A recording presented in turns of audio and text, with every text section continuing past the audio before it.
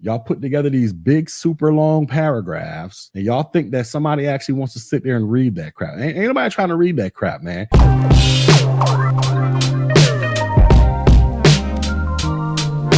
So a few updates. He says, since I made this post, I've had my resume looked over and edited several times. It's much better now, and I'm getting interviews on a fairly regular basis. So what isn't the resume? He says, I've been told by 2 separate hiring managers that I am overqualified for the roles that I'm applying for, entry-level help desk, that I should be applying for L2, L3, or even junior admin roles, despite not having enough experience for those roles. He says, I'm worried that I may now be in a no man's land of unemployability, too experienced for entry-level jobs and not experienced enough for mid-level jobs. Appreciate your insight, and I continue to enjoy your content. So shout out to this dude right here. This person says that they've had their resume fixed. So I'm glad that happened. Let me just keep it a buck. A lot of y'all suck at resumes. You suck at putting resumes together. Let's go back to my last comment, right? So y'all know how I was over here making jokes about my man's here not putting periods and commas and using grammatical,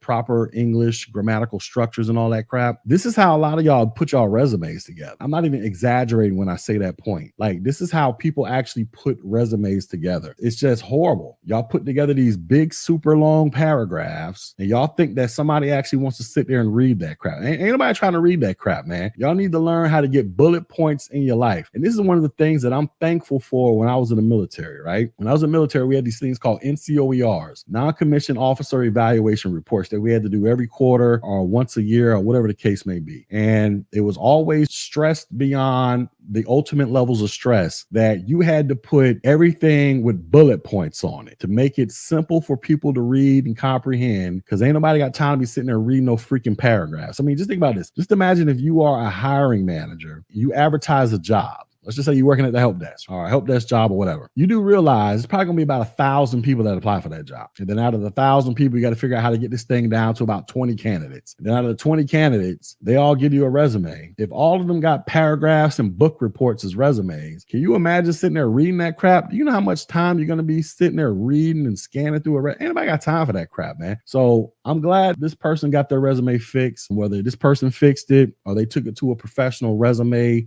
fixer or whatever they call them, whatever them people are called. But you guys are horrible at resumes and how to structure them, how to make them look pretty, easy on the eyes. Because, let's just say, here's a piece of paper right here, right? Here's your resume. So when somebody gets your resume, where's my camera? Okay, here we go. They're probably only going to read the top portion, like your little bio, your little paragraph saying, hey, I'm a good person. I've been working in IT for 20 years. Hire me. And then they're probably going to be like, read your little qualifications right here. Ain't nobody going through all this other crap about how you used to walk dogs for old ladies and how you was out there, being a vigilante, stopping crime. Don't nobody care about that crap, man. They just want to know where we at. They just want to know. They just want to see the top freaking lines right here. That's all they want to read, man. Nobody want to read the rest of that crap. Nobody cares about all that other crap you got going on, especially if they haven't sat down and interviewed. They just want to see the top line and see, hey, this person is qualified. Get them up in here. So if you suck at writing resumes, which is probably you, go get the services of a resume writer. That's what they do, man. They hook your stuff up, make it look fly. Now, this person says he may be overqualified for an entry-level job. He says he's not qualified enough for a junior role. So he feels like, I'm assuming this is a dude, but he feels like he's in no man's land. He got 2 options here. One, you can take your resume and start deleting crap off of it. That's what you can do. So in his unique position where he's trying to get an entry-level job and he's being told that he's overqualified, you might need to go get your resume and start deleting crap off of it to make it look like you're an entry-level person. Now, I'm not saying that you need to go out there and delete your work history, but you might want to go in there and edit up your work history to make it seem like you have no experience in tech. So let's just say you got your A+,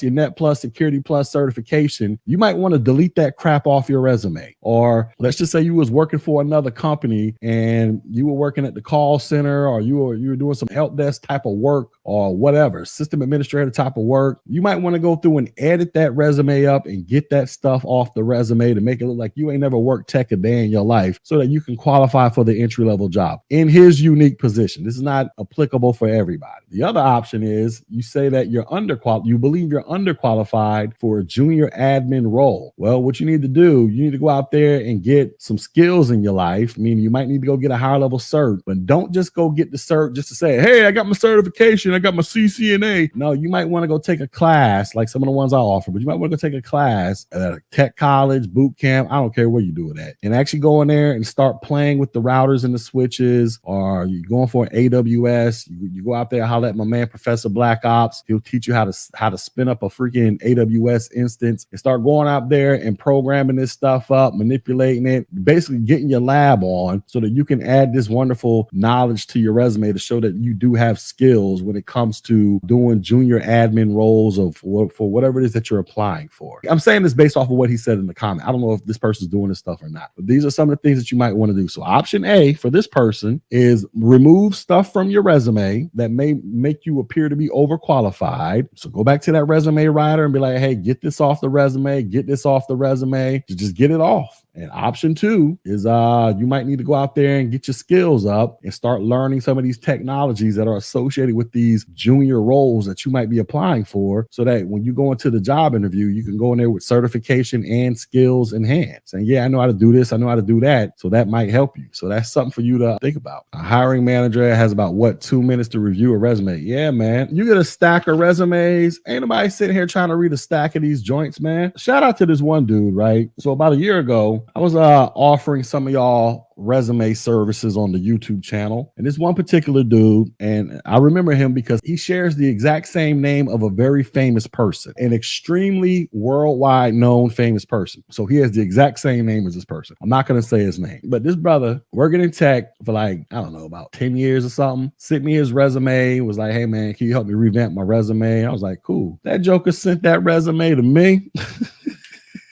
I thought this joker turned in a damn 4th grade book report. I'm looking at this thing like, I mean, it was just, who was calling me? It'd be funny if it was him calling me, talking about, you on YouTube talk about me right now? Yes, I am. But anyways, that joker sent me, that thing had so many paragraphs on it. I'm like, bruh, this ain't the love connection. This ain't no freaking dating app here. Like, what are you doing, man?